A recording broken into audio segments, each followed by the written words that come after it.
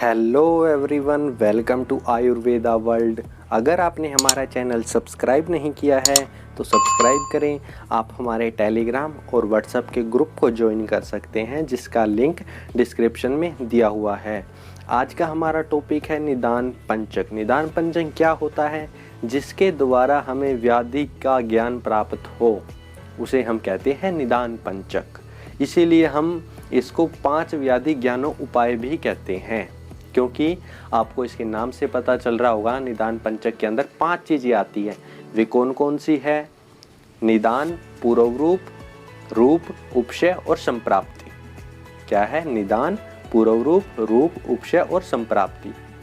हम आज इन पांचों को थोड़ा बहुत देखेंगे कि इनमें क्या क्या चीजें आती हैं। सबसे पहले आता है निदान।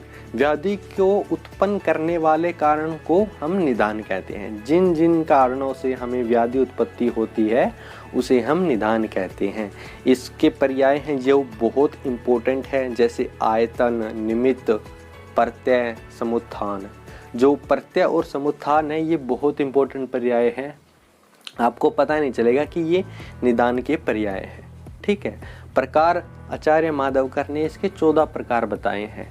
ठीक है। आप बस इतना इसको नंबर याद रखना है कि भाई 14 टाइप है प्रकार के आचार्य माधवकर के अनुसार। वो है अलग अलग है, जैसे 2 के अनुसार बाह्य, अभ्यंतर, सन्निकृष्ट, विप्रकृष्ट, व्यभिचारी, प्रधानिक, वो अलग अलग है, उसको हम बाद में देखेंगे। ठीक है। ये हो गया निदान के बारे में। अब आता है पूर्व रूप।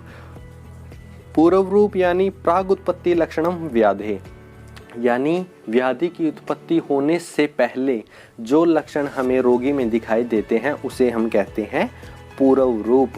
ये था आचार्य चरक ने बताया है। अब आचार्य माधवकर ने बताया है कि भावी व्याधि बोधकम एव लिंगम पूर्व रूपम, यानी जो होने वाली व्याधि को का बोध कराएं उसे हम कहते हैं पूर्व रूप। इसके प्रकार कितने हैं? 2, सामान्य पूर्व रूप और विशिष्ट पूर्व रूप। ठीक है। यानी जो व्याधि उत्पत्ति होने से पहले पेशेंट में हमें लक्षण दिखाई देंगे उसे हम कह देते हैं पूर्व रूप। अब आता है रूप, जिसे हम लिंग, लक्षण, ठीक है, चिन्ह है, ये सब कहते हैं। वो क्या है? प्रादुर्भूत लक्षण पुनर्लिंगम। जो लक्षण, जैसे मैंने पूर्व रूप में कहा है कि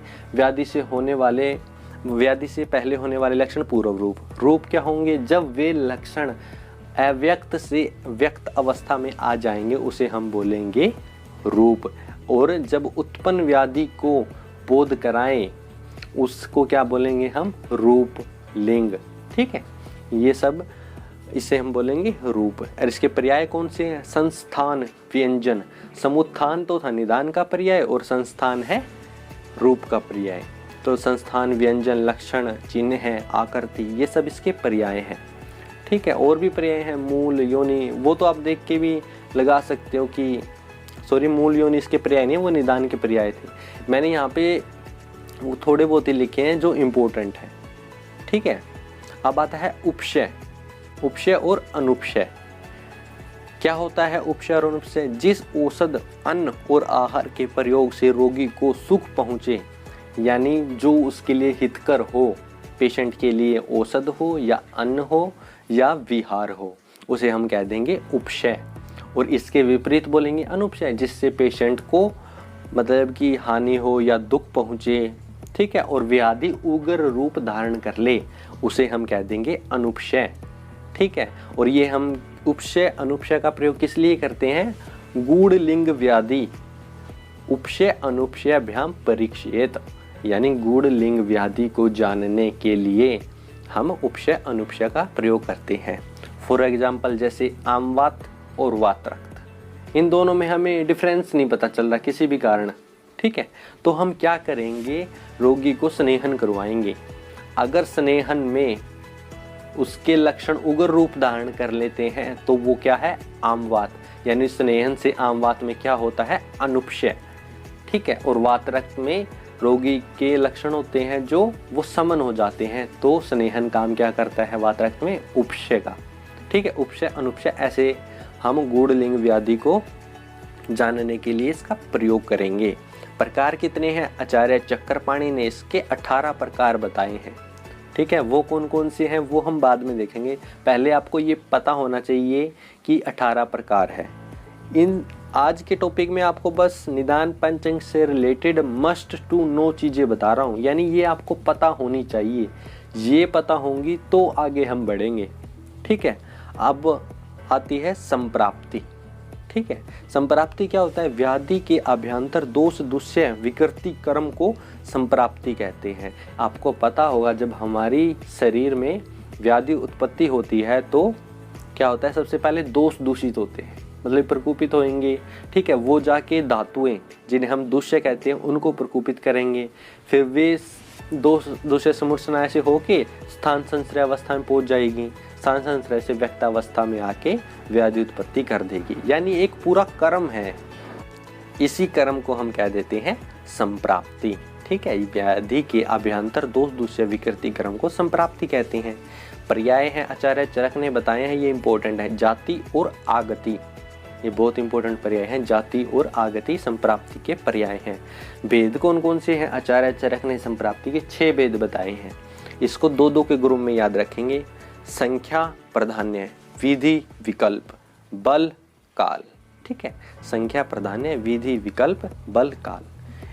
तो आज हमने क्या देखा? निदान पंचक। निदान पंचक क्या है? 5 व्याधि ज्ञानो उपाय। कौन कौन से? निदान, पूर्व रूप, रूप, उपशय, संप्राप्ति। निदान में क्या आता है? जो व्याधि को उत्पन्न करने वाले कारणों को निदान कहते हैं। पर्याय, आयतन, निमित्त, प्रत्यय और समुत्थान। प्रकार माधव निदान के अनुसार 14। पूर्व रूप क्या है? जो व्याधि के पहले रोगी में लक्षण दिखाई दे उसे हम कहते हैं पूर्व रूप। 2 तरह के होते हैं, सामान्य पूर्व रूप और विशिष्ट पूर्व रूप। लिंग क्या है या रूप क्या है? जो उत्पन्न व्याधि है उसको बोध कराए उसे हम कहते हैं रूप। पर्याय क्या है? संस्थान, व्यंजन, लक्षण, चिन्ह और आकृति। उपशय, उपशय यानी जिस औषध, अन्न और आहार के प्रयोग से रोगी को सुख पहुंचे।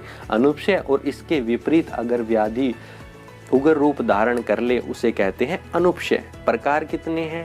18। और उपशय अनुपशय का प्रयोग कहाँ किया जाता है? गूढ़ लिंग व्याधि को जानने के लिए। ठीक है, मैंने आपको एग्जाम्पल बताया, आमवात और वातरक्त में स्नेहन। ठीक है, ये उपशय और अनुपशय का काम करेगा।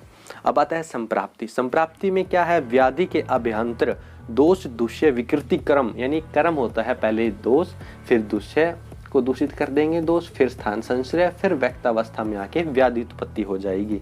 इस कर्म को हम बोलेंगे संप्राप्ति। और किसी भी रोग की संप्राप्ति को जाने बिना चिकित्सा नहीं की जा सकती। ठीक है, भेद कितने? पर्याय, जाति और आगति। भेद है 6। संख्या, प्राधान्य, विधि, विकल्प, बल, काल। तो इस प्रकार आज हमने देखा निदान पंचक के बारे में। अगर आपको ये वीडियो पसंद आई हो तो लाइक करें, शेयर करें, सब्सक्राइब करें। Thank you.